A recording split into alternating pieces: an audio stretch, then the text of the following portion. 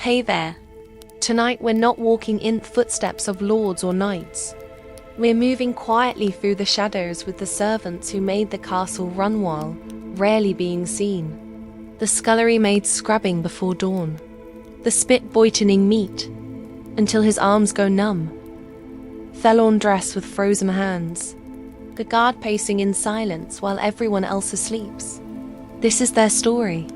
Not one of glory or grandeur, but of relentless work, aching limbs, and quiet strength. 10 lives, 10 days, all under one roof, but in entirely different worlds.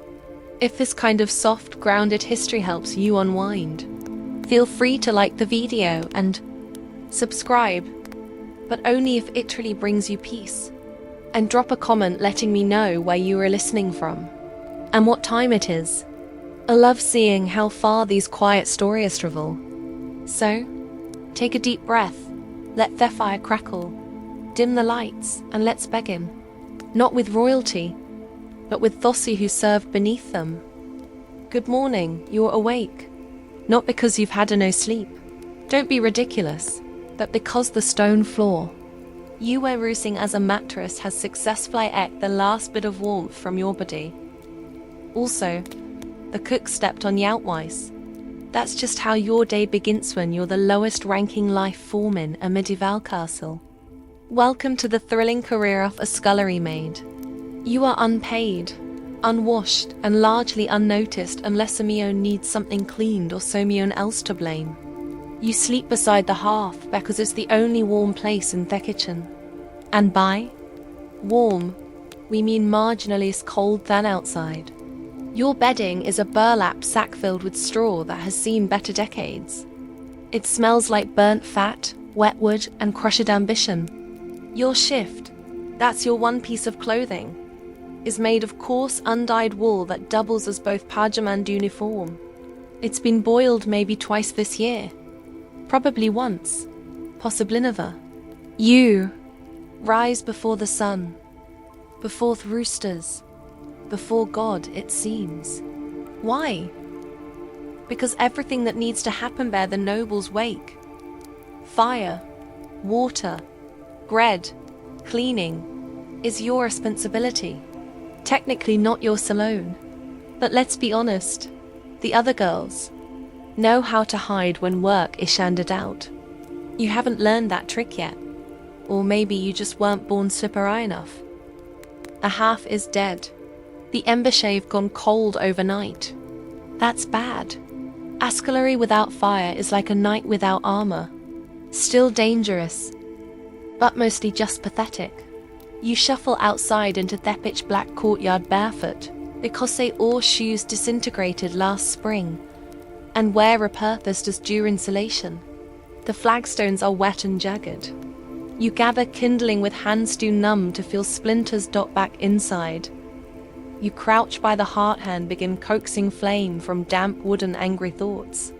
Eventually, the fire crackles to life, and you hold your fingers above it until they stop resembling corpse fingers. You're now ready for your next ask water. The castle does not have plumbing. It has you. You haul wooden buckets from the well, gallons and gallons of water, heavy and sloshing, balanced on a yoke across your narrow shoulders. It takes multiple trips.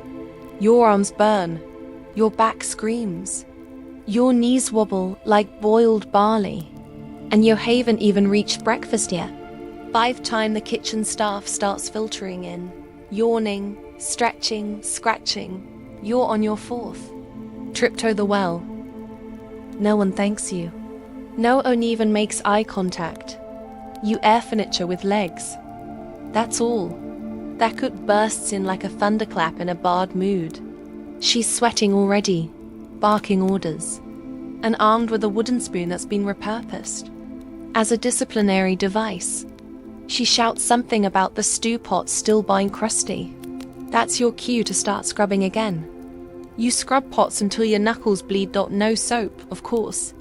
That's for rich people and sinners. You use ashes, sand, and lye. If someone remembers to makite, the lye burns. So does the ash in its own gritty way. You've developed something between a callus and a chemical burn on your right hand. Their left one's worse. The scullery is a room of punishment disguised as a walk space. There's no ventilation. The one window is permanently clogged with soot. Everything smells like meat that's been boiled too long. And something else you don't want to identify. You spend most of your day hunched over basins, scraping grease from put trenches and slapping rats off table with a ladle. Let's talk about rats. They run this place. You just work here. Mid-morning arrives. You haven't eaten. There's a heel of bread in your apron, hidden and dry as chalk. You gnaw on it behind the doorway, trying not to look guilty. You fail. A kitchen. Maid spots you, reports you, and now you're assigned to latrine pot duty for the rest of the week. Congratulations. Later, you get promoted to onion duty, which is just a fancy way of saying quit professionally for 12 hours. You chop onions until your face is a waterfall. No one asks if you're okay. Everyone assumes you're just weeping from your station in life. Around noon, the nobles take their first meal of the day. You carry in dishes, step precisely where you've been told, and do not make eye contact under any circumstances. Nobles don't like to bear reminded that servants have eyes or faces or thoughts. You hold a picture for a full hour and are never asked topple. Your arms go numb. That's normal. After the meal, you clean again. Some trenches now slick with gravy. Bones tossed carelessly under the table, half-eaten pies, chewed grapes, and something that may have once been a fish. You scrape it all into the slop bucket. You're not allowed to keep scraps, but you might sneak one. Just the crust, just the edge, just enough to keep standing. Afternoon blurs into evening. You haul more water. You peel more roots. You mop floor. You sweep the hall. You get blamed for the dog vomiting in Thesala, even though you've never even seen the solar. Doesn't matter. You wear her spiritually. As the sun sets, dinner prep begins. It's louder now, hotter. The hearth is blazing, smoke filling therafters. Someone drops a pot. The cook screams. A fire nearly starts. You slap it out with your apron and keep moving. You're allowed to eat again. This time from a shared bowl passed between 5 girls. The stew is mostly liquid. A floating root, a grain of barley, and a suspicious chunk that might be squirrel. Doesn't matter. You eat it. It's food. Finally, dinner is served to the nobles. You stand nearby again, a background actor in someone else's pageant. Your feet are soaked. Your back ice locked. You haven't spoken in horsex to say yes, cook. Sorry, cook. Or it won't happen again, cook. Whether or not you know what happened. Night falls. Dishes again. More scrubbing. Bones stuck to the pan like medieval cement. Your hands are shaking now. Not from cold, from exhaustion. You're dismissed with agrant. You crawl back to your sack Nerth. Half. The fire has dimmed toggling embers. You press close to the stone full warmth. Your tunic is still damp. You smell like smoke, onions, and fatigue. Someone's already asleep beside you. Someone else is crying quietly. You didn't ask who. You don't want to know. You lie there for a moment, not asleep, not quite awake, thinking about what came before this. You didn't choose this life. No one chooses to be a scullery maid. You were born into it. Your mother worked in the dairy until her back gave out. Your aunt did laundry until she caught fever from the river. Now it's your turn. You're part of the great medieval inheritance. Suffering passed down like a ladle. There's no path up. You don't become a cook. You don't marry Thestead. You don't get promoted Toladi's maid and learn embroidery under soft candlelight. That's fiction. You grow older. Your hands get worse. Eventually, you're too slow to scrub the pots, and they replace you with someone younger, cheaper, and less likely to fall asleep standing up. So, you pay attention to the little things. The rhythm of the kitchen, the shifting dalliances between servants, the unspoken rules of survival. Never correct the cook. Always share the driest part of the bread with the girl who's bleeding. Stay out of the steward's way. If you hear a noble's footsteps behind you, move immediately or risk being trampled, physically or socially. There's gossip, of course. The only currency, the servant shave. Someone swears the chamberlain is sleeping with the lady in waiting. Someone else says he's in love with their coy boy. Someone saw the knight with the red beard eat 5 figs and throw up into his own helmet. That one is probably true. When there's a wedding or a feast, it scowls. 3 times the guests, 10 times work, and no time for anything but frantic scrubbing and silent praying. The nobles celebrate. You blister. By the end of those nights, you're not even tired. You're hollow. And then there's winter. The worst of it. You work through your own cow, your own fever. You wear the same shift for weeks, layered with scraps. There are days when the water in your bucket freezes before you can get back to the kitchen. You keep going anyway, because if you stop, someone else takes your spot. And because you've been told that suffering without complaint is a virtue, especially for girls like you. You used to have a name. People used to say it. Now you're just girl and maybe you there. You're not special. You're Renat a hero. You're just Anather invisible. Cog in the castle machine. And yet the castle runs because of you. Because you get up before the sun. Because you know how to quiet a squeaky hing with gooseberries. Because you remember which bucket is clean and which one holds the mop water. Because you scrub the pans until they shine like coins you'll never hold. No statue will ever be carved for you. No song sung. But if you disappear, Doro, the kitchen would fall apart in a week. You don't sleep well. Youtwitch. You ache. Your dreams are estranged and hall-formed.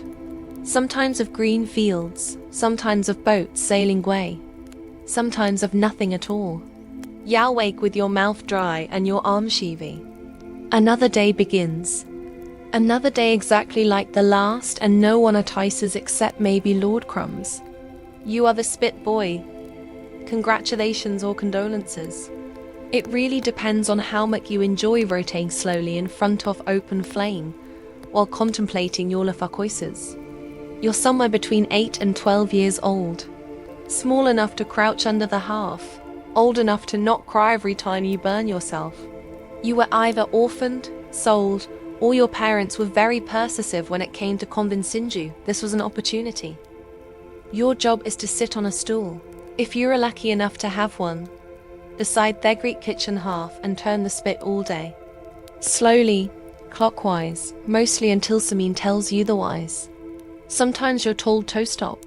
Sometimes you're told you are returning too fast, or too slow, or that you aren't turning it with enough noble dignity. Once someone accused you of cheekness, Beckus. You blink too often. It's hot in a way that feels so natural, like living inside. A loaf of bread that's halfway through baking. Your cheeks are constantly flushed. Your hair is always damp. Your tunic, singed at the hem, smells like every type of meat that's ever passed through this kitchen. You used to like the smell of roasting duck. Now it gives you migraines. Burns, constant blisters everywhere. The kitchen has no sympathy. You're just expected to get better at dodging. If you blister your palm, wrap it in a rag. If your eyebrows singe off, grow new ones. If you faint, try to land somewhere that won't spill anything. You didn't get breaks.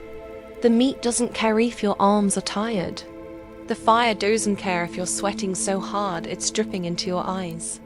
The nobles expect their roast goose to spin at the correct angle and pace, or heads will metaphorically roll, symmetrically. depending on how drunk the stead is. On special feast days, their spit gets longer. Bigger birds, hulepigs, once an entire deer. It took too few to turn. Your partner had allergy eye and a mean streak. He'd let goof the crank at random intervals, just torch you panic. You haven't seen him in a while. Rumor has it he's been reassigned to their kennels. You hope the dogs are treating him fairly. You sit for hours in Thesum position. Your knees go numb. Your back knots up. One time your foot fell asleep so hard you thought you'd gone lame. The steward called you dramatic and threw a turnip at your head. Their kitchen is scowls. Shouting, boiling, clanging, people running into each other with trays of oysters and jugs of wine. You're the eye of the storm. Nobody thanks you. Nobody remembers you. But if that toast comes out uneven, someone will blame the boy who turned it. When the meat is finally declared done, you help pull it off the spit. Carefully, the fat sizzles. The angel. Grease drips. If you flinch, you get scolded. If you hesitate, you get slapped. Then it's on to the next roast, or the stew, or theppies, or the boiling cauldron that smells like fermented onions and despair. You didn't really know what time it is ever. Your entire life is firelight and hunger. Sometimes, if you're lucky, someone throws you a bone. Literally not a metaphor. A half-a-dead bone with just enough meat on it to pretend you had lunch. You eat it in the corner with your hand chunched like a little animal, and then go back tottening. By late afternoon, the fire has turned your cheeks red, and your lips dry and cracked. Your hands are black with soot. You've inhaled so much smoke that you cough like someone 4 times your age. You're still rotating. You hear the sound of plates clattering and nobles laughing in the halabove. You'll never go there. You're note-a-load. That room is clean and bright and full of soft chairs and white bread. You exist so they don't have veto. Eventually, the feasting ends. That doesn't mean you're done. It means you don't get to help carry trays of half a 10 meat back down to the kitchen. You don't get to eat it. You carry it. You scrape bones into a slop bucket, rinse goblets, and drag the roasting spit into the scullery for cleaning. It's heavy. Your shoulder atches. You pretend you don't feel the blister bursting under your palm. Someone shouts that the Lord wants a roast prepared for his hounds. You start the process all over again. The dogs will eat better than you tonight again. It's late now. Your tunic is stuck to your skin. Your hair is stiff with grease. Your hands are shaking. And not just from fatigue, from hunger too. You finally get a bowl of pottage. It's thin. Just boiled grain and a few soft turnips. You slurp it down in thickener. You don't talk to anyone. There's nothing to say. Everyone's too tired to pretend they're people. Yuckly and the tools, dull knives, the spit, their hooks. Everything must be spotless by the steward's rounds. If he finds a smear of fat, you're scrubbing it with your own spit, if you're lucky. If not, you're on floor duty and Lord's privy the next day. Night settles like smoke. The kitchen quiets.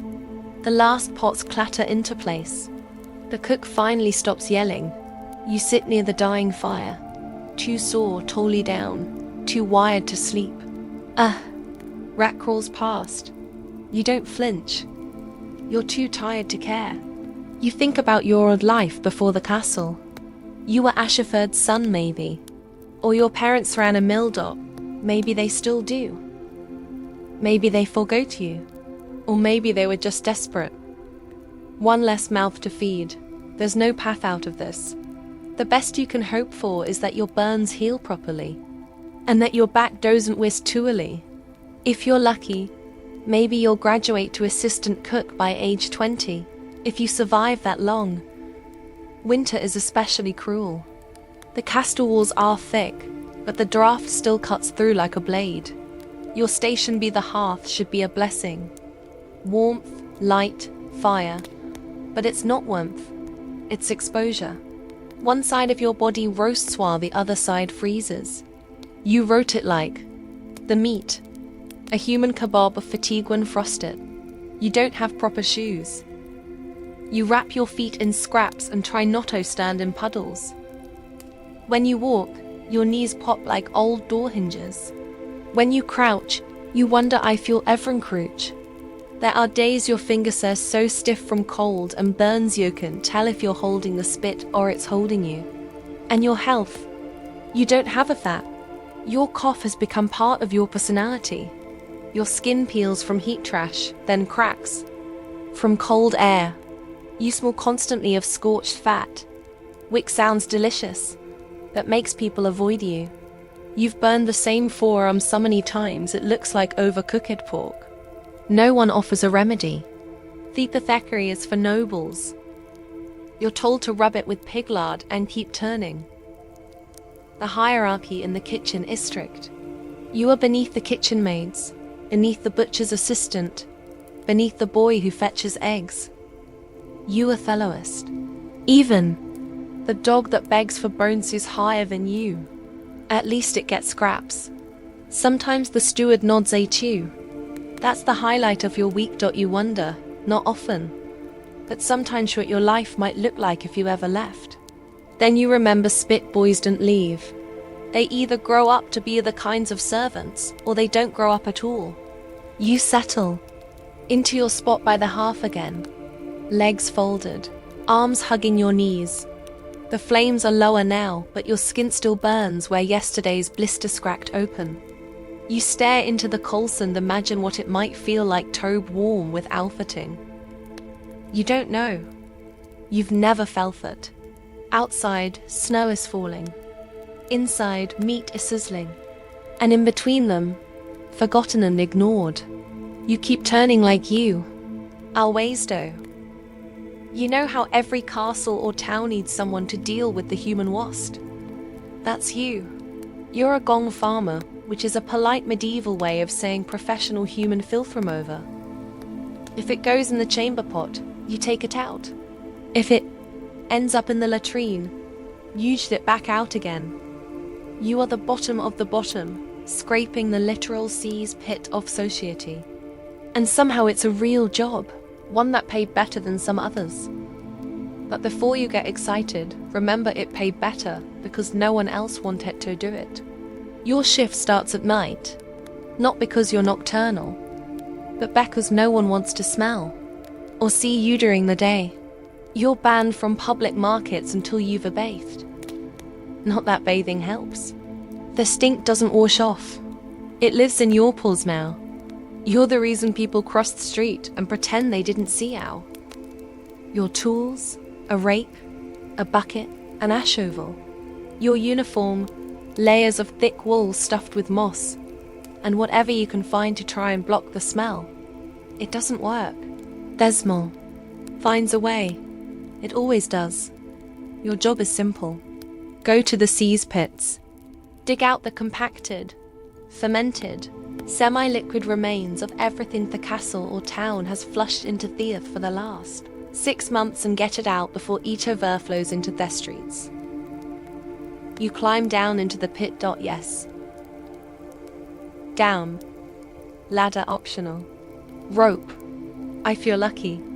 The smell hits you like a brick wall dipped in sewage and fermented despair. It burns your eyes, coats your tongue, and makes you wonder what choices in life led you here.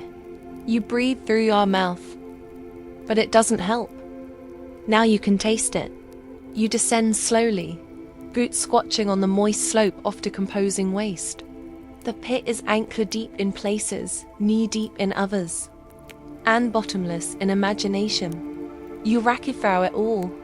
The recent stuff is bad, but the older layers, that's where the nightmares live. Grey sludge, black crusts, slick masses that burble and shift as if they're thinking about becoming sentient. You don't ask questions. You dig. And what are you digging through? Human waste, of course. Animal waste. Broken chamber pots, straw soaked with fluids you'll never identify. Bits of food, bits of cloth, the occasional dead rat, the occasional dead other thing. Once you found a kitten, you still don't know how it got down there. You buried it with some dignity. Sometimes, if you're lucky, you'll find coins dropped from nobles who you said the latrine in a hurry. You pocket them. You've earned it. Once your bucket is full, you haul it out. You dump it into your cart. An open wooden box on wheels that cacks like it resents you. You'll repeat this process a dozen times. More if the castles had a feast recently. And you always do it at night under torchlight because the people above don't want to see the cost off there. Comfort. You work in silence. No one talks in a cesspit.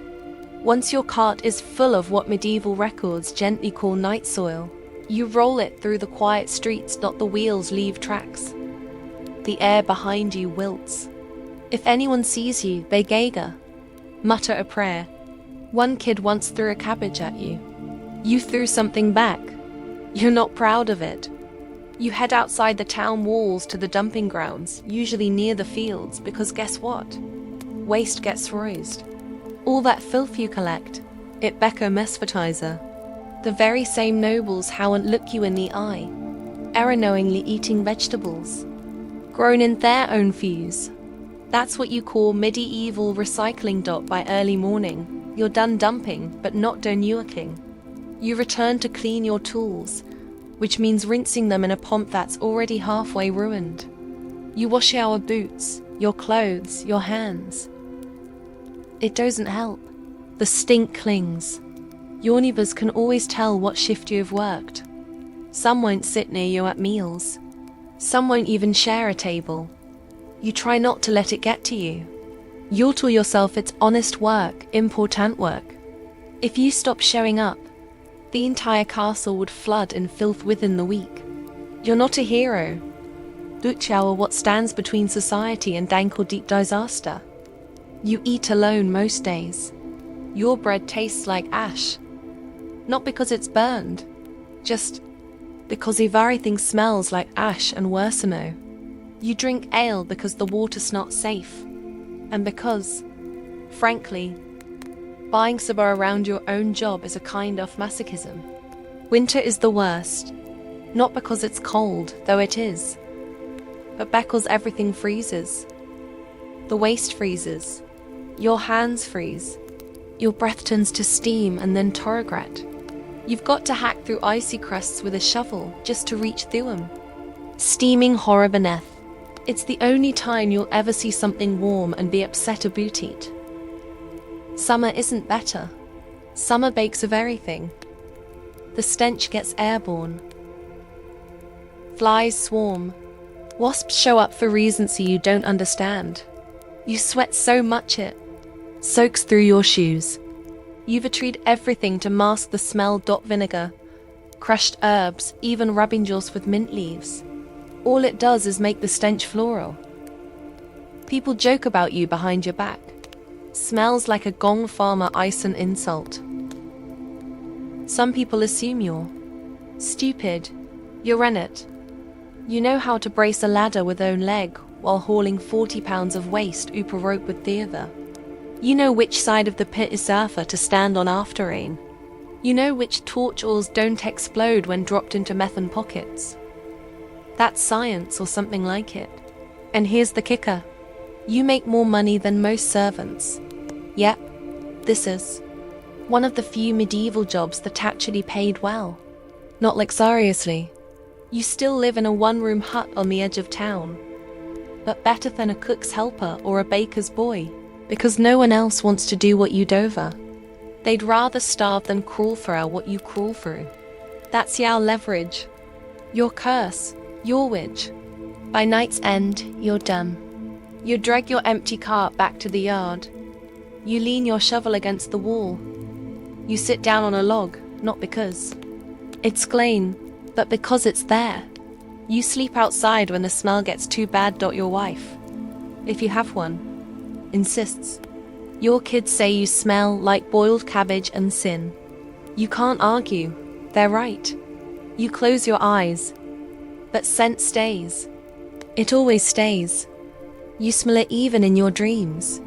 Your hands didn't look like hands anymore.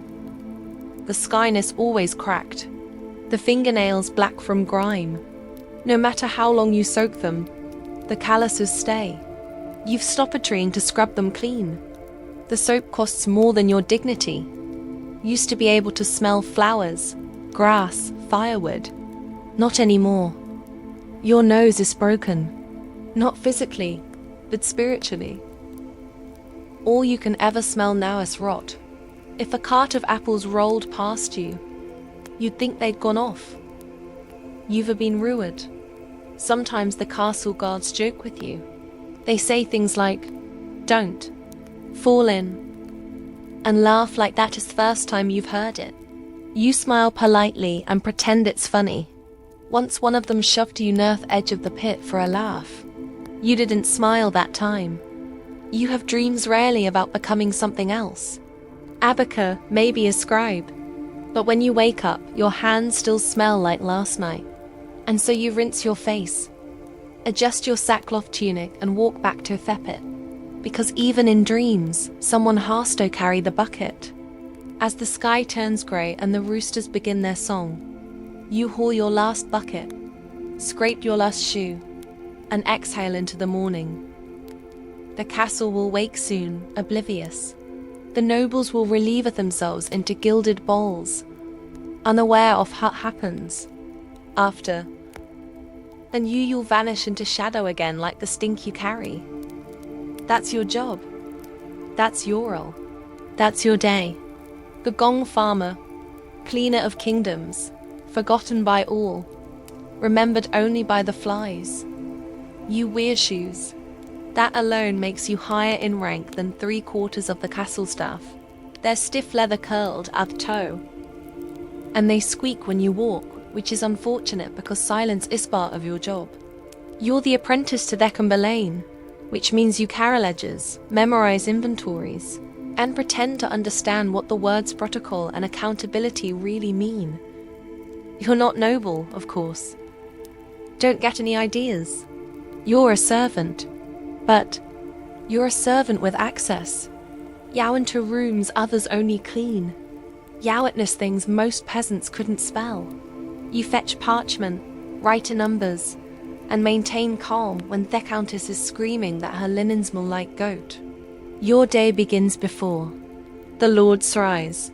You wake in the servants' hall near the good fire, the one not used for cooking rats or heating piss buckets.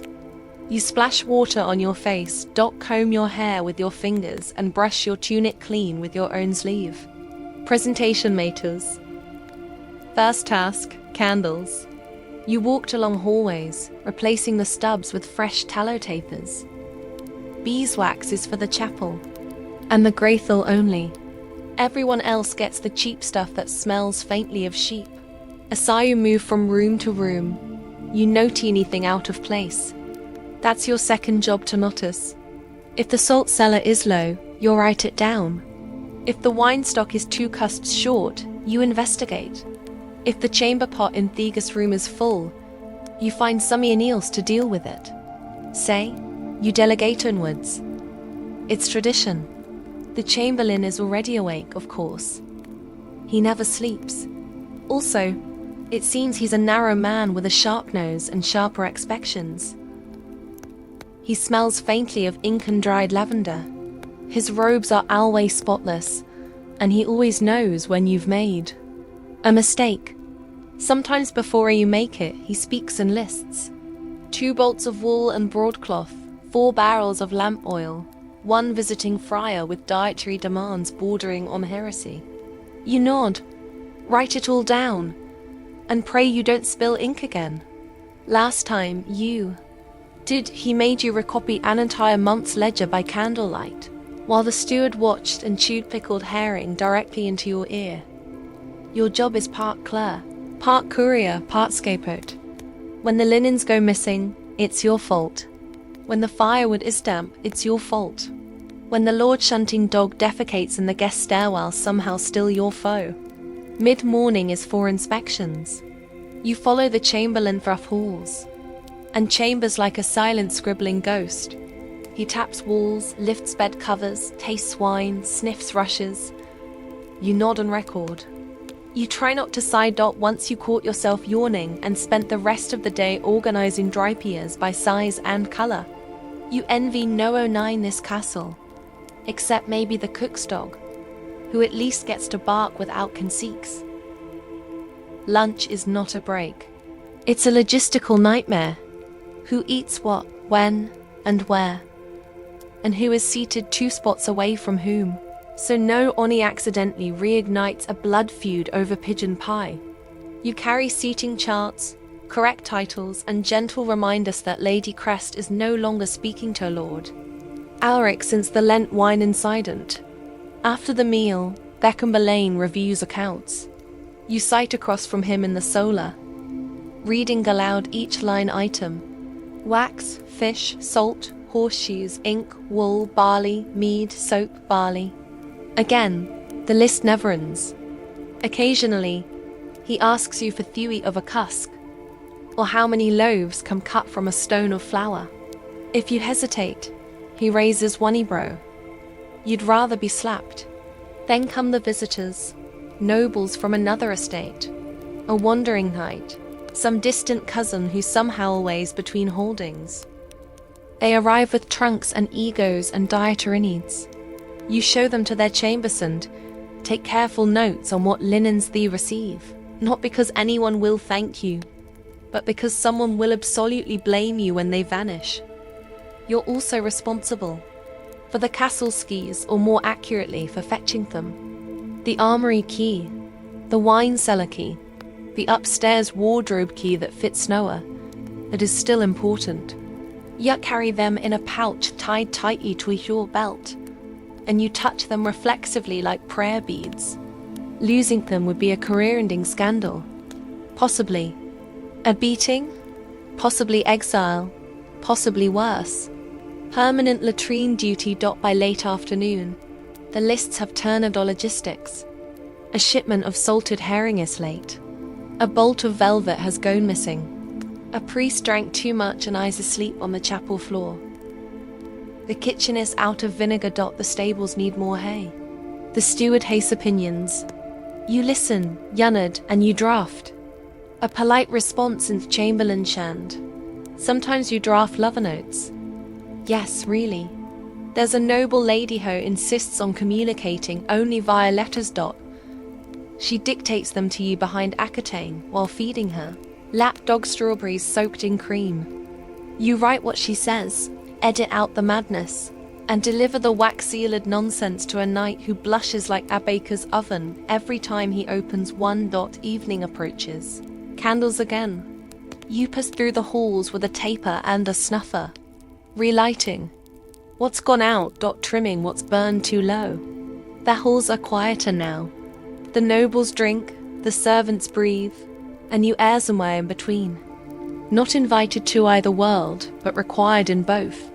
You check on the guest rooms again. Fluff brushes. Straighten the curtains. Ensure that no one has died, spilled wine, or eloped without proper documentation. By now your feet hurt. Your head pounds, and your fingers are stained with wax and ink. You haven't eaten since morning, but you won't eat until Beckham Belaine finishes his supper and dismisses you. Sometimes he forgets. You sit outside his chamber for an hour while he recounts stories from his youth to a bored page boy who probably dreams of becoming a knight. You doze with your chin in your palm and your stomach caving in. Eventually, the door opens. You're dismissed with a flick of 2 fingers. You bow, murmur, thanks, and retreat to the servants' quarters. Your bunk is narrow. The fire's out. Some Niels has stolen your blanket again. You lie down, still half-dressed, and stare at the ceiling. You wonder if this is what power smells like. Tallow, ink, sweat, and lavender. You used to think working Nerth nobles would be exciting. That you'd hear secrets. Learn how power works. You've heard the secrets. All right. Mostly about hemorrhoids, stolen pastries, and who thinks whom is insufferable. As for power, it's just more rules, more ways to fail. The Chamberlain says you are learning discipline. What you're learning is exhaustion. What you're learning is how to be invisible, indispensable, and ignored at the same time. You've become fluent. In silence, skilled in being present, but forgettable. There's talk of promotion. Maybe one day you'll be assistant to these stared. Or manage to sell her books. Maybe more likely you'll keep doing this until your back gives out, or your eyes go bad from reading numbers by candlelights. There's no pension, just a slower decline. And still you show up because your work keeps the chow stitched together. Because the castle doesn't run without you. Because someone needs to make Sarethi salt stock matches the winter ration plans. And because if you don't, someone will notice. You drift off to sleep counting barrels in your head. You dream in inventory. You wake when the first bell rings. It's still dark. You stand up, stretch your aching legs, and adjust your squeaky shoes. It's time to relight candles and begin again. The other servants tolerate you barely. You're no Tony of them. Not anymore. You wear cleaner clothes. You use words like a location and inventory. But you're not one of the nobles either. They forget your name even as you light their halves and refill their ink wells. You exist in Thepit, a walking reminder that power trickles down slowly and responsibility folds upward. And still you show up because showing up is what keeps the castle standing. And tomorrow, like today, you'll carry the lists, count the candles, and be blamed for everything that goes wrong. You start your day in a barn that never quite sleeps. The horses stir before the sun rises, snorting clouds of steam into the frozen air. Hooves clattering softly in stalls layered with straw and the occasional rat. You are the stable boy. That means you use shovel, you brush, you haul, you get kicked often, but mostly you apologize to creatures that outrank you in both grace and nutrition. You sleep in the haft above the main stable, if you can call it sleep. The floorboards are thin, and the horses below never stop shifting. You hear everything, a tail swishing, a hoof stomping, the unmistakable sound of something large defecating very close to your pillow. Your hands are already cracked before dawn.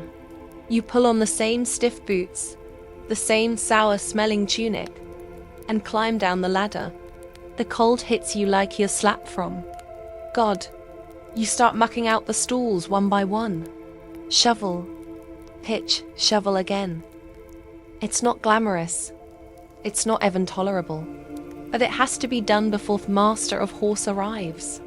Or else you'll spend the morning with a split lip and a lecture on discipline. You work fast, but not too fast. Moving too quickly spooks the horses. And spooked horses are worse than angry nobles. They bite, rear, and crush. You've already broken 2 fingers and then's got a hoof to the ribs that left you coughing blood for a week.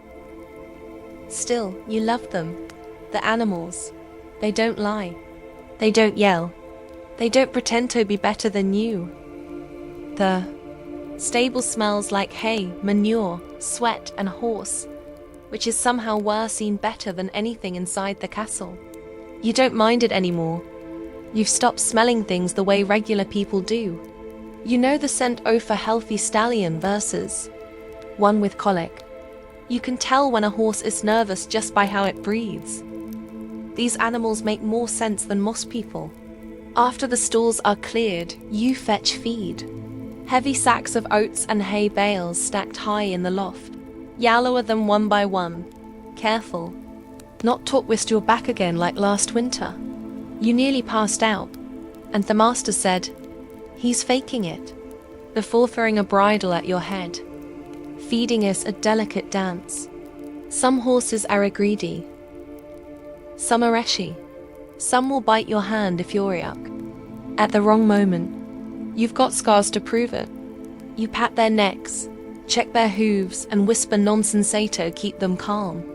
They know your voice. They trust you more than most nobles ever will. Mid-morning means grooming. You brush, curry, clean hooves, and untangle manes. You pluck burrs, wipe noses, and scoop more dung than you care to count. If the Lord is riding, you polish tack until it gleams. Not because he'll notice, but because the master of horse will. And if anything is amiss, it's your hide that gets tanned, not the leather. Sometimes the nobles bring dogs into the stable.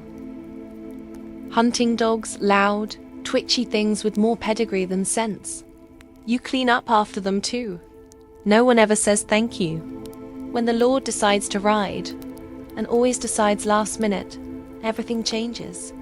The stable turns Cinto or whirlwind. You saddle his best gelling, the one that doesn't like to be touched. You check the straps 3 times. You wipe the bit with a cloth.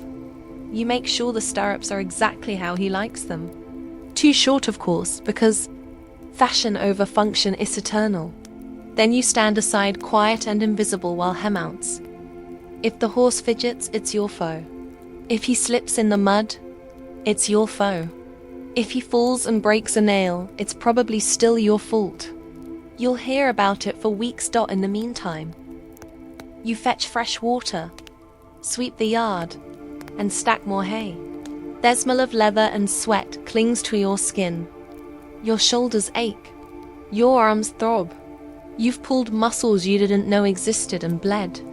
In places that shelled, you get a break some eats, but it's not restful. You sit in a stool, sip warm ale from a tin cup, and stare at the dust motes drifting through the air like exhausted hosts. You don't talk. Your jaw hurts from clenching it.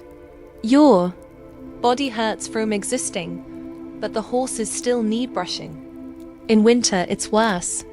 Your fingers go numb, even inside gloves. Their toes freeze. The breath from the horses steams in the cold like dragon smoke. You break ice with a hammer just to get him a drink. Sometimes you wonder if anyone inside the castle even knows Thestable has no insulation. In summer, you're a walking blister. You sweat through your tunic, your shirt, your soul. Evening arrives with fleas, clouds of them. They gather in the corners of the stable, buzzing like tiny curses. You swat them away half-heartedly while cleaning out the last stalls. One of the older Mares has soiled her bedding 3 times today. She's nervous. Bad weather is coming. You feel it. In your joints. The way the air shifts, you know. Before the sky even darkens. You sweep again. You race again. You scrub the troughs with a fistful of straw and an old brush that lost its bristles 2 years ago. No one places it. No one notices but you. The master of horse checks in one last time. He grunts if he's pleased. He yells if he's not. You've learned to measure your day in the distance between his voice and your face. You sneak a few carrots from the feed room. One for the grey mare who doesn't bite. One for the chestnut who only beat us strangers. They nuzzle your hand with soft velvet noses. It's the closest thing to affection you get. When the sun goes down, you climb the ladder to the holoft again. Your bed is a pile of rags and straw. It smells like mildew and saddle oil. You lie down in your clothes. There's no point undressing. You'll only have to put it all back on in 5 hours. You listen to the horses breathing. You listen to Thuin pressing against the wooden slats. You count hoofbeats in your dreams. You'll be up before dawn again. One at court knows your name. They call you boy even though you're only 17. And your back cacks like a drawbridge. When you pass in the halls, they wrinkle their noses. Not because you are rude, but because you smell like your life they don't want to imagine. Still, some nod. The kitchen maid leaves yo crusts. The blacksmith grunts a greeting. Once a knight gave you a silver coin because you calmed his stallion before battle. You still have it. You don't plan to spend it. It's proof that you're not invisible. You're not stupid. You know you won't rise high. There's no ladder from stable boy to steward. No horse brush that turns into a sword. You're not going to become a knight, not even a squire. But you know animals. And that's something. You know how to wrap a wound, calm a foe, and spot a lame leg before it gets worse. You matter in a quiet way. You've seen what happens to boys who can't take it. They leave or break or disappear one night after a whipping. No one asks questions. You do your job and keep your head down. In bad weather, the stables leak. In summer, the hay rots. In winter, your breath ices on the rafters. But the horses are still there, waiting, breathing, trusting, and that's enough. Not always, but most days. So you close your eyes, listening to the weight of hooves in straw, the creak of wood, and the soft breath of creatures that never judged you. Tomorrow it starts again. You are the stable boy and the horses need you. You don't stay for the praise there isn't any. You stay because the horses know your voice, because they nicker when they hear your boots. Because in a world full of orders, lies and punishments, this is the one place where you are trusted. Not for who you are, but for how you move, how you speak, how you listen, and that kind of trust that's rare even in a castle. You wake up with a paw in your mouth. Again, it belongs to a turnspit dog. Short-legged, long-bodied, vaguely miserable, like a sausage with trauma. He sprawled across your straw pallet, snoring softly, his fur matted with kitchen grease. And what might? Edic fat. You don't mind. He's warm and honestly, he smells better than most of your co-workers. You're the turnspit dog keeper, which means you are fine visible, overworked, underfed bridge between noble cuisine and the medieval animal treadmill. Yes, that's a thing. The dogs run, the spit turns, the meat cooks, and someone has to make sure. Their digs don't die, snap, or sit down mid-roast. That someone is you. Your shift begins before the fire's even lit. You step, stretch your back until it clicks, and immediately step into me thingwit. Hopefully water. Probably not. Their digs are restless. They know what's coming. You haul the first of them from the pallet, a stubborn mutt named Snipe. He bites you lightly. You deserve it. He's been on spit duty 3 days in a row. You rub his ears, mutter an apology, and lead him into the kitchen. The fires are already smoking. The cook is yelling about Swan again.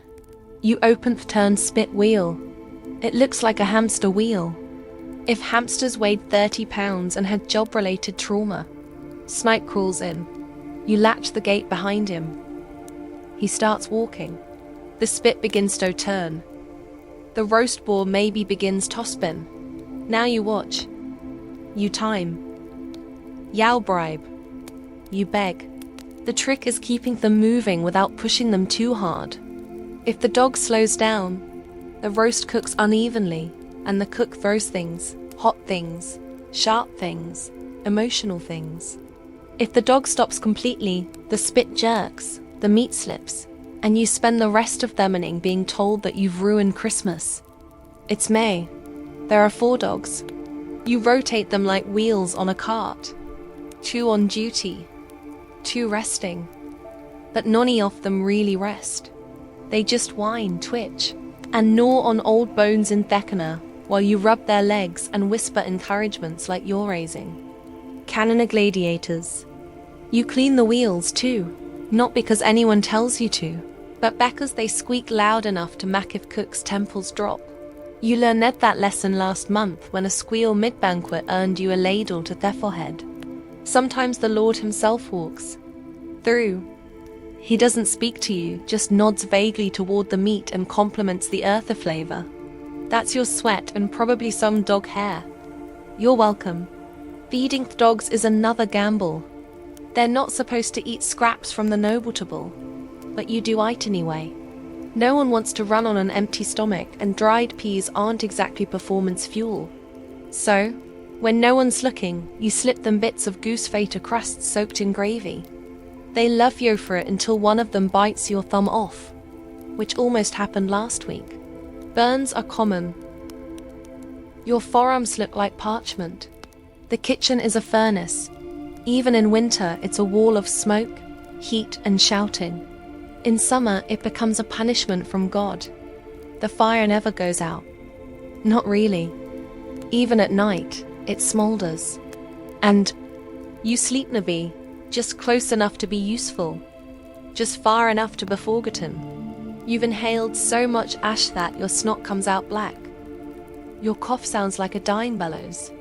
Your eyes are permanently red, which at least hides the tears. You used to think dogs were careful, loyal, friendly. Now you know better. These air-working dogs, bred not for companionship, but for endesmecken and dorand. They don't want affection, Dot, they want your bread. And if you're latter feeding them, they organize a rebellion. You once walked into Guil room to find 3 of them sitting in a circle chewing your shoe. No one taught you how to train them. You just learned by trial, error, and blood loss. You keep a stick nearby. You don't like using it. You really don't. But sometimes they refuse to run. Sometimes they dig in their paws and stare at you with the eyes of an animal who knows it's part of a joke it can't understand. You've named them all. Snipe, Button, Moors. Guts is the mean one. He only likes you when you feed him bacon grease. Otherwise, he growls like a brewing storm and snaps at your ankles when he's off duty. You think he sees the world the same way you do. Tired, greasy, and full of smoke. Once a noble child wandered into the kitchen. She pointed at the dog wheel and said, "Look, a spinning puppy." You smiled. Then her tutor yanked her away and glared at you like you'd exposed her to some athingendist. You didn't say a word. You never do. At some point, you realize your posture's changed. You walk hunched now from years of ducking under low beams, crouching beside dog pens and carrying iron spit still hot from the fire. Your hands are covered in callous sunburns. Your knees ache when it rains. You're 17. You used to dream of being a falconer. You thought maybe you'd train birds, walk through forests, wear a leather glove, and squint at the sky like you understood something. Now you can't even hear birds over the constant drumming of paws in a wheel. When you do get a moment alone, you sit by the back door just out of sight. You let one of the dogs curl up next to you, usually Maud, the quietone. She's the only creature in the kitchen that doesn't demand anything. She just breathes warm and real. And you rest your head against the side for a minute, maybe 2. Then the bell rings again. More meat, more spinning. No one thanks dog. No one thanks you. At night, you scrub the grease from your arms with sand. And prayer. You curl up in straw, listening to the slow pant of sleeping dogs and the lingering sizzle of fat in the hearth. You dream of running, not from anything, just running. And the wheel keeps turning. Sometimes you hear the noble stock about the charm of rustic kitchens. They mean the decor, the roasted swan, the smell of herbs they think came from the garden, and not from the sweat of this colory maid who harvested. Them effort in the dark. They don't know you exist. They don't know the dogs exist. If they do, they think it's quaint. A detail for the minstrels to include in their songs. The turning hounds of House Waxford or something equally oblivious. You once overheard a bard say that turned spit dogs. Enjoy the exercise. You nearly choked on your own laugh. You've learned a strange patience working here. You don't argue. You don't complain. You just keep the wheel turning. You feed the dogs, tend the injuries, clean the wheel, and hope the day ends without blood. You've seen worse. One boy got his hand caught in gearing last year. He doesn't work here anymore. You're not sure if he died or just became someone else's problem. You have a small cloth pouch hidden behind a beam. Inside is a bit of cheese you've been saving. A button shaped like a flower, and a dog's tooth. Guts lost it during a particularly bad day. You keep it like a relic, a reminder that even the meanest dog can break under pressure.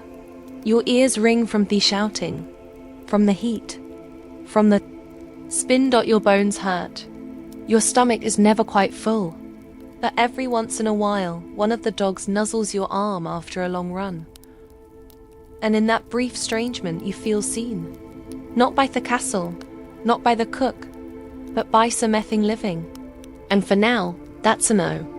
Because in this place, even the smallest kindness, a warm side, a steady breath, a dog that doesn't bite is worth holding on to. Especially when the fire never goes out and the wheel never stops.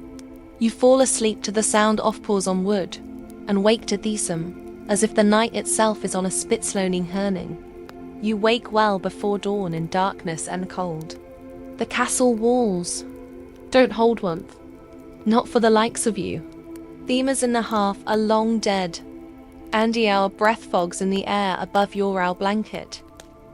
You sit up, every joint stiff from yesterday's labor. Your hands already sore, though you haven't touched water. Yet, you are retherous, and that means water, soap, fire, and pain. You dress quietly, pulling on a damp wool kirt that smells faintly of smoke, tallow, and lye. The apron goes over it, stained and stiff with salt from old sweat and splashes of boiled linen water. You wrap a scarf around your hair, shove your feet into cracked leather shoes, and move like you are already late, because you are. The castle is mostly asleep as you pass through the cold stone halls, carrying a basket filled with the previous day's laundry. Shirts yellowed with sweat and things damp, with fear, linen napkins stained with wine or worse. Some of these pieces belong to nobility, and any error, any shrinking, tearing, staining will be treated as a personal offence. You've seen girls dismissed over Asker Chetterbliklaff. You've nearly been whipped over a missing schmies. In the courtyard, you fill 2 wooden buckets at the well. The pump groans. The water splashes cold and loud. The morning silence. You carry the buckets balanced on a yoke over your shoulders. It digs into your skin with every step. Past the smokehouse. Past scullery to the yard where the great copper boiling pot waits blackened over yesterday's. You light the fire underneath with trembling hands and flint. By that time the water starts to steam. The air is sharp with smoke, and your fingers are with cold. You mix in a scoop of lemonade from hardwood ash you soaked and filtered last week. The liquid goes cloudy. You stir it with a long wooden paddle, careful not to let it splash. The burns on your arms are still healing from the last time you slipped up with the lye water heating. You sort their laundry. Coarse linens in one pile, finions in another. The lord's shirts and the ladies' undergarments are treated with reverence, not for what they are, but for what happens to you if they're a return-addict. Woolens stay separate. You didn't boil wool. You've seen a full cloak reduce to the size of a doll's coat in onocarolessophone. You begin with the soak. Linens go into the hot lilist water and are stirred gently to loosen the stained sand stench. Then comes the scrubbing. At a flat stone slab near Thewell, you kneel and press a servant's stomach down hard against the rock. Yorb. Soap into the fabric. Black soap made of tallow and lye. Harsh on their cloth and worse on your hands. You scrub it in strokes, knuckles whitening. The stone is rough and the cloth is heavy, waterlogged and stubborn. When you dunk it into a barrel, to rinse, the water clouds instantly. You smile faintly. Progress. The rinse water is cold. So cold your fingers go numb within minutes. You work anyway, switching hands, clenching them to keep blood moving. Every now and then you blow on your fingers and flex your wrists. But it barely helps. You think of other women, their scullery maids, the wood carrier, and know they're cold too. It doesn't make you feel better. It just reminds you you're not alone. Once the worst of the dirt is out, you haul the linens to the street that runs behind the outer wall. There in the shallows, you beat the larger items, sheets, tablecloths with a wooden paddle. You swing and smack and swing again. The water splashing up your sleeves. Every blow knocks out dirt. Every splash soaks your skin. You can barely feel your knees in the mud dot around you. A few washerwomen from the village do the same. No one speaks. No one needs to. The only sound is water, wood, and the occasional sigh. When thelinens are beaten, rinsed, and twisted by hand, a process that leaves yours holders screaming. You drape them over bushes or on long ropes strung between trees. In summer, they dry in the sun. In winter, you hang them near their hearth, praying they don't catch fire. Damp fabric and open flames make uneasy neighbors. You tend the fire again. Check the boil. Stir the next batch. Fetch more water. You lose track of time in the repetition. Haul, soak, scrub, wring, hang. By midday, you can't feel your forearms. By afternoon, your lower back is a knotted rope. There's armament though, when the lady's veil comes clean. A stubborn wine stain finally gone. You hold it up, steaming white against the smoke, dark sky, and feel a flicker of pride. Brief. Then you spot a fray at the hem and mutter a curse. You'll have to patch it and pray no one notices. When all is hung and steaming gently in the afternoon wind, you sit for a moment on an upturned bucket, just to breathe. You tear a bit of crust from the pocket of your apron. Hard bread, mostly stale, but food all the same. You chew slowly and watch the linen dance in the wind. Then you're back at it, collecting the dry, folding the crisp, cold shirts, checking for mist stains or lingering damp. You sort the noble garments into a separate basket, laying a cloth between each folded item like layers of armor. You will deliver Thesby ham quietly without making eye contact, without drawing attention. You airy invisible. You must stay that way. At the kitchen door, you exchange a nod with a scullery maid who smells like fish and onions and exhaustion. Inside, the cook shouts something about missing cloths. You wordlessly pass her a folded bundle of kitchen rags. She grunts her thanks. You leave before she can remember your name. The last stop is the Lord's Solar. You knock. A servant answers. You hand him the basket with a practiced bow. He doesn't thank you. He closes the door. Your hands are raw. Your neck aches. Your back feels twisted, but nothing is stained. Nothing is missing. That means Stodde was good. You return to Thelandry Yard to put out the fire, empty the tubs, and rinse the soapstones. Ash sheet has blown loose and lies half in the mud. You grab it before anyone sees Dot. It's only a little dirty. You'll wash it again tomorrow. You don't complain. There's no point. At last, just as the sun begins to set behind the battlemences, you sit again. This time longer. You hold your hands out toward the fading warmth of the fire and feel pain pulsed back into them. Your nails are chipped, your fingertips are appealing, but they still work. In your apron pocket, you carry a scrap of linen, a torn piece. From a ruined towel, you've been sewing it into a handkerchief in quiet moments. There's no time for that tonight. But just knowing it's there gives you something that belongs only to you. You eat in these ovens whole. Pottage bread, warm ale. You eat quickly, quietly, eyes low. Then you return to your pallet near that chimney. Your shift is over. Tomorrow will be the same. Water, soap, fire, and pain. But tonight you sleep. When all ishan and steaming gently in the afternoon wind, you sit for a moment on an upturned bucket just to breathe. You tear a bit of crust from the pocket of your apron. Hard bread, mostly stale, but food all the same. You chew slowly and watch the linen dance in the wind. Then you're back at it, collecting the dry, folding the crisp cold shirts, checking for mist. Stains or lingering damp. You sort the noble garments into a separate basket, laying a cloth between each folded item like layers of armor. You'll deliver these by hand, quietly, without making eye contact, without drawing attention. You are invisible. You must stay that way.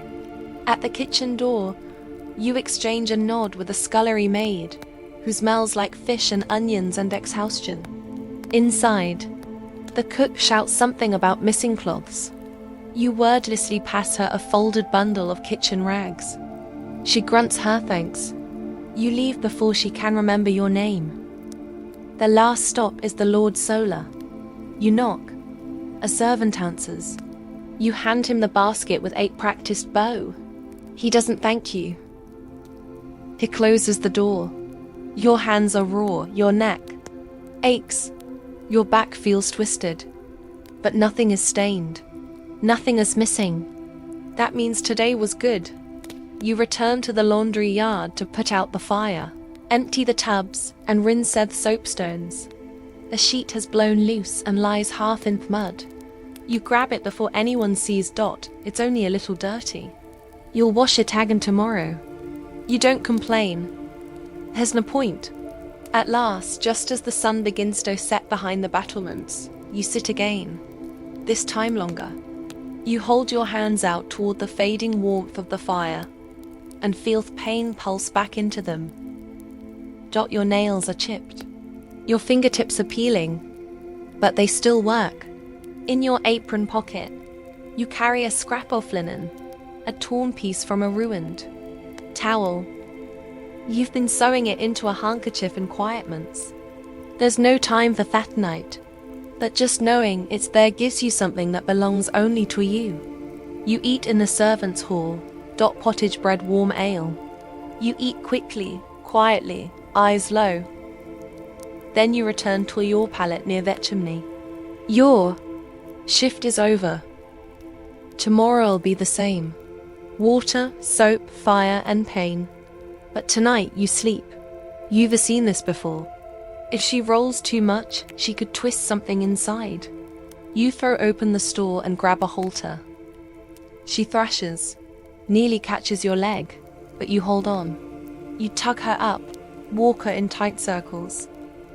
Her eyes roll white.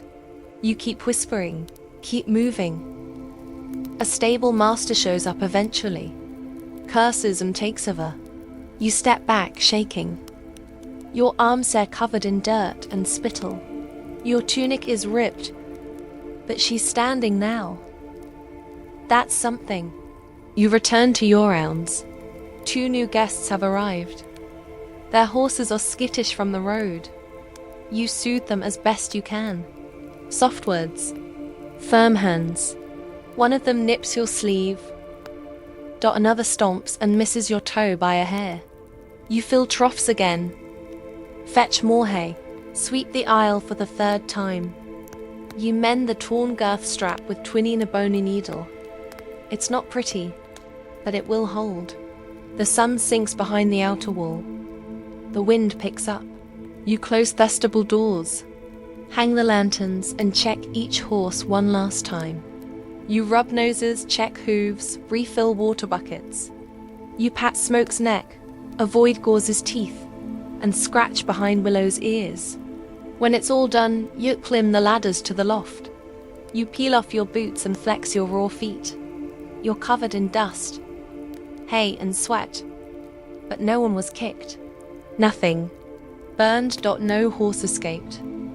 That makes it a good day. You're a second meal in the loft.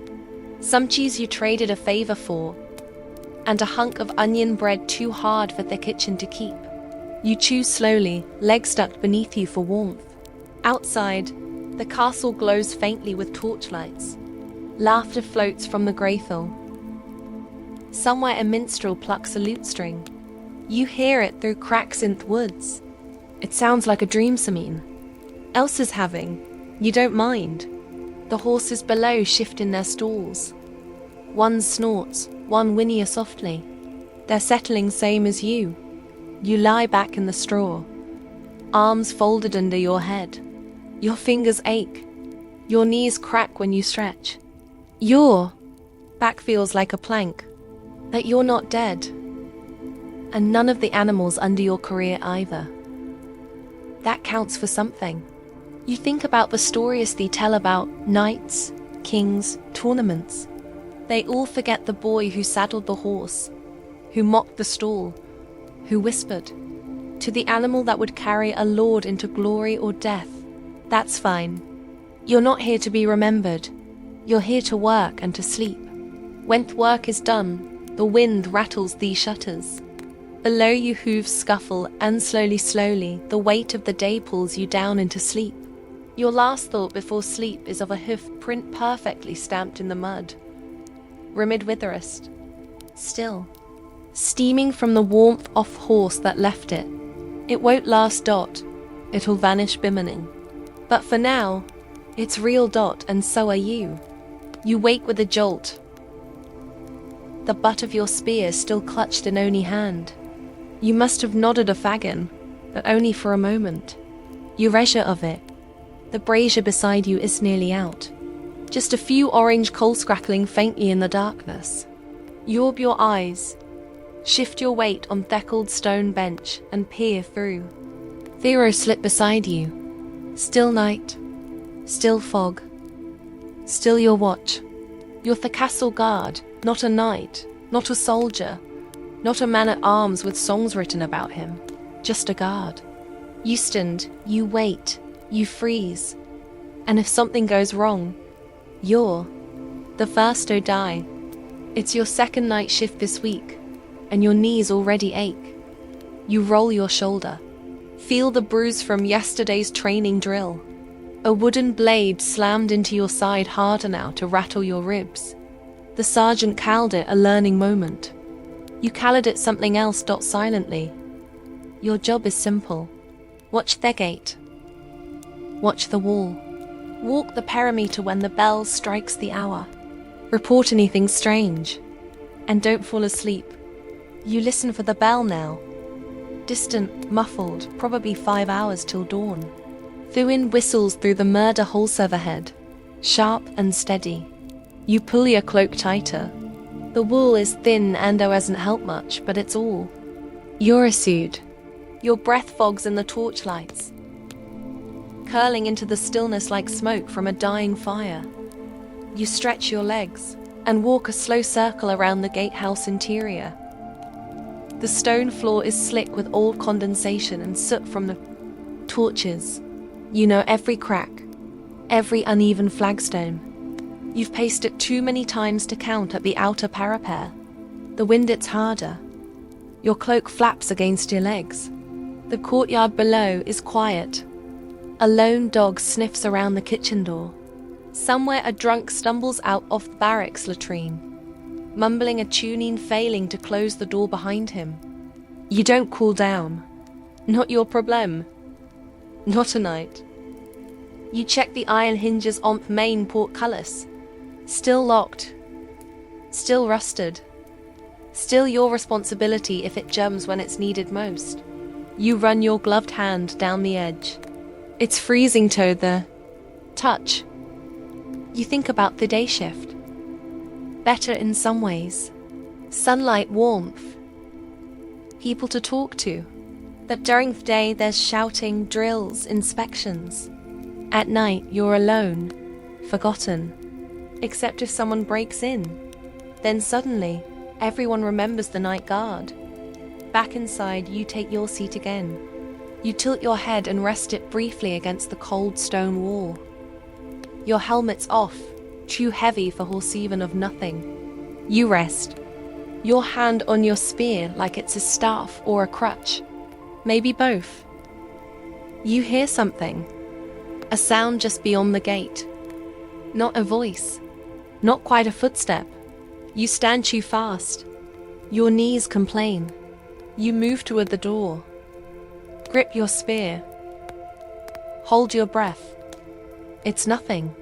A bird maybe at the gate settling in the frost. You wait a few moments longer, then exhale slow and return to your post. False alarm. You're jumpy tonight. Can't afford not to be. You sit again, slowly dot your joints creak like a drawbridge. You pull a strip of dried meat from your pouch. Cold, hard, a bit of gristle stuck to the edge. You chew slowly, jaw watching. This is dinner. Once a noble boy sneered at your meal as he passed. He had a pastry in one hand and a silk handkerchief in the other. You didn't say anything. You just kept chewing. That's what guards do. Keep chewing, keep watching. Keep standing until they didn't. You remember your first winter watch. Toes numb for days, fingers purple, skin cracked and bleeding. You learned the trick of wrapping wool inside your boots, layering grease cloth under your gloves. It helped a little. Midnight bells toll. You stand and maquet all round. From the eastern tower to the west, past the armory, past that chapel. You pause there. Light flickers in the chapel window. The priest must be praying again. He never sleeps. Either. You climb to the wall walk and scan the woods beyond the outer bailey. Black trees sway in a sea of mist. The moon casts a pale stripe across the fields. You see no movement. You see everything. You think of your mother's farm of harvest moons and cider, and wonder if she's still there. You hope she is. You make it back to your post just as the brazier dies completely. You don't bother relighting it. The coal keeps you awake better anyway. Sometime after the last bell, the captain arrives. His boots echo on stone as he enters. He doesn't speak at first, just looks you over, checks the ledger, taps the pike rack once with the butt of his halberd. Still breathing, he asks. Barely. You answer. He grunts, then passes by without further word. He never says, good work. You're not here for praise. You're here because someone has to be. Helivs. You stretch once more, rotatingeshod. The fog ice lifting. The sky to the east is beginning to pale. Soon the bells will ring for morning prayer, and your shift will end. The day guards will arrive, loud, well-rested, and freshly shaven. You'll nod, hand off your spear, and disappear back into silence. You descend the tower steps and maquet your way to the barracks. Your cot Israel. The blanket smells of mildew and smoke, but it's yours. You peel off your cloak, set your boots beside the bed, and sit a long moment before lying down as your eyes begin to close. You heart castle come alive. Shouting in Nayad, buckets clanking, the cook's voice barking orders. You've earned your sleep, but you know you'll be back tonight. The castle doesn't guard itself. There was a time last year, you still remember it, when bandits tried to storm the gate. Not many, just 6 or 7 desperate men. Starving, drunk on stolen wine. They came after midnight thinking the war guards were asleep. Yowerant, you sounded the bell. Yao shouted. You held the gate while others armed themselves. One of them, a Taloni with an axe, almost made it to Thefert Cullis. You caught him with a spear thrust through the ribs. He collapsed at your feet. Died gurgling in the dirt. You didn't sleep for 3 nights after that. But no one thanked you. Thestead sent down an extra crust off bread. The sergeant nodded once, said, You did your job. That was it. You did sleep. Eventually. And when the bruise faded and the frostbite healed, you were posted right back on the gate. Because I know they trusted you to stay awake. That was your word. You shift your weight again. Bones grinding. Your hip has a knot in it from years of leaning on stone. You ignorate. You've gotten used to ignoring things. Hunger, cold, the sneers of nobles, the fear of being the first toady if anything truly bad happens. And yet, despite everything, there's pride. Not the kind people toast in halls, but the kind that keeps your back straight when no one is watching. You keep the castle safe. That matters, even if no one sees it. You adjust your gear one last time for bed. The leather straps of your jerkin are cracked.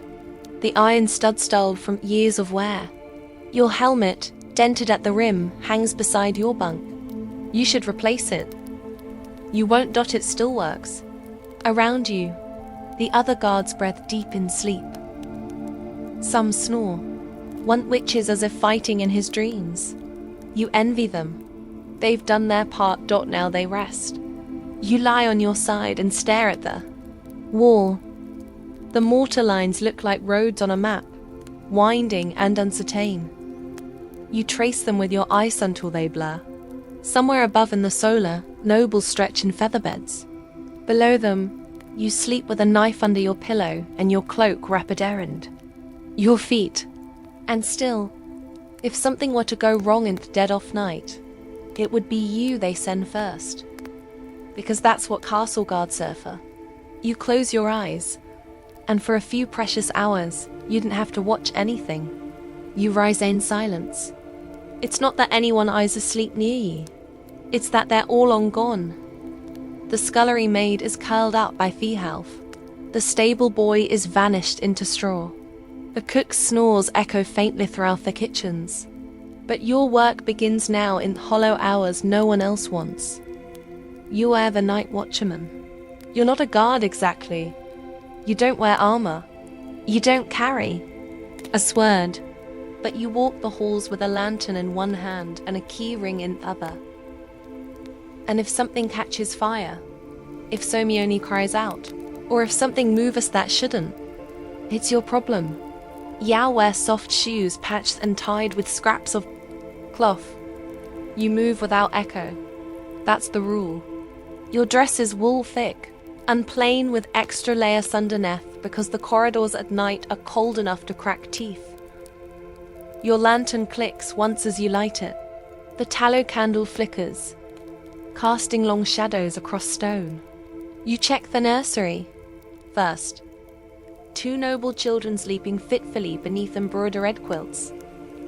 You don't know their names. Yauk know when they have fevers though. Yauk know which one waits the bed. You straighten the blanket and leave without a sound. Next, the hall of tapestries dot grand scenes of battles and blood and glory. You pass them slowly, your flame dancing in the glassy eyes of long dead nights. Something cacks behind you. You didn't turn around. Just keep walking. You're not paid to be. Scared, you passed library next. It's locked, but you check the door anyway. The last time it was left open, rats chewed through a manuscript, and the steward barked about it for a week. You jiggle the handle firm. You move on. The chapel is quiet. A votive candle still burns at the altar. You pause to snuff it. Not out for reverence, but caution. Last winter, a stray imperneally caught the drapes. You touch there on candlestick to make sure it's cold. Then continue. You climb a narrow stairway, lantern held high. Your legs ache. This is your 3rd round tonight. And the castle isn't small. You walk with purpose, not hurried, not slow. Your ears stay sharp. You hear the creak of wood, the scuttle of mice, the faint drip of condensation off stone. You know every sound the castle makes. What's normal? What isn't? In the east wing, you find a window open. That's not right. It's latched from the inside during supper hours, and no one has reason to open it now. You set your lantern on the floor and close you window quietly. You don't report it. The stead doesn't believe in ghosts. You do. You check the laundry room next. Rows of steaming linens, hung from rafters earlier, are now stiff with cold. You tug one cloth down. A noble's cloak. Someone left it too close to the wall torch. The hem is singed. You sigh. You'll fix it yourself before any entity says. You take the cloak with you, fold it under your arm. You'll mend it in the still hour before dawn when the fire is low, and your fingers shake for a exhaustion. The kitchen corridor is next. A pot left on the hearth still steams faintly. You lift the lid. Onion broth thin and sour. You dip a crust off bread into it. Careful not to take too much. Just enough to feel like a person again. You don't eat with the others. You're not on their schedule. No one saves you a plate. But you've learned which shelves hide a wedge of cheese or a shriveled apple. The cook pretends not to know. Maybe Sheppy's you. Maybe she once walked these some halls. You check the stair to the Lord's solar. You do not go up. You are not omitted. That's where the other world lives. The world with feather beds and warm slippers and voices that ring with command. You just watch it from below. You head toward the savant dormitory. A baby cries behind one. Door. You knock gently. A mother opens blurried. You pass her a flask of warm water. She nods, thanks you without speaking. You leave her to it. Sometimes when the castle sleeps, the walls feel alive. Not haunted exactly, but heavy with all the lives. Passing through them. The floor beneath your feet was scrubbed by 1,000 women before you. The stone arch above you was carved by Simeon, who's been dust for centuries. You don't feel small, you feel connected. That's what keeps you moving. You take your final round just before dawn. The lantern is low now. You tilt it to coax out more light from the stube-off candle, but there's not much left. The flame flutters, casting dancing shadows along the hallway walls. You pass through the lowest rooms, eyes peeled for anything out of place. This is where the rats come, where Aspark could start, a fire that would eat whole castle. You pause by infirmary door. It's cracked. That's wrong. You step inside, heart quickening. You didn't have a weapon, just your keys, just your voix. You scan therax, swords, pikes, axes, a lack accounted for. You check the back wall, nothing, no one. A draft must have nudged the door, or someone left it unlatched. Still, you shut it firmly and slide the bolt home. Back at your seat near the kitchen hearth, you finally let yourself rest. You set the lantern beside you, unwrap the cloak yuckeried, and pull out needle and thread. The mending takes time. Your stitches are slow, but even. You've done this before. You finish just as Thebel's toll for morning prayer. The castle stirs. A door cracks. Samian Egrowans. Another day begins. You fold that cloak. You return it to its peg. Yucklim to your cot above the linen stores. Barely more than a shelf. Yout at your legs beneath your skirt. Kalinter yourself like a letter unopened and close your eyes. The castle breathes around you. You sleep. There are moments in the middle of the night when you forget the hour entirely. The castle exists out of time. Its own little world of shadow and draught and silence. The walls breathe. The rafters creak. You've learned to tell which sound means loose timber and which means wind. You carry a small pouch of salt in your apron, not for seasoning, for protection. The old cook told you once you evil things dislike. Salt, that if you ever saw something that didn't belong in the halls, you should throw it at its feet. You've never had to, but pouch stays. In the east corridor near the old chapel, there's a patch of stone colder than the rest. No matter the season, you step over it every time. Just a habit. No one talks about it. Sometimes Annabelman's mistress will be out late, slipping from one chamber to another. You pretend not to see. You keep your eyes down, your keys quiet. Secrets are not yours to keep, that they are yours to carry. You once caught the steward himself stealing candles, taking them from chapel stores to light his own hearth in winter. He locked eyes with you, said nothing. Neither did you. But a week later, you found a thick blanket folded on your cot. No explanation. You never mentioned it. These are the quiet trades of castle life, the unspoken debts and wordless bargains made not in coin but in silence and stitches. And you are fluent in them in the quietest part of the night just before the birds begin to stir. You sometimes pause beneath the great window overlooking their courtyard. You let the lantern hang low just for a moment and you look up. Thester's shimmer, hard and cold and far beyond reach. But they're always there, no matter what happened that day.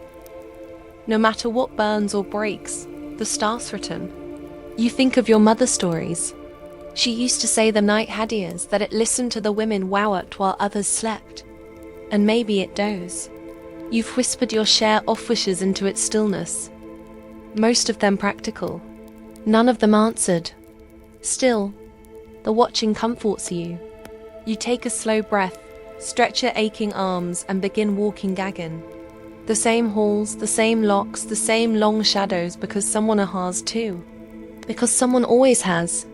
And tonight, as always, that someone is you.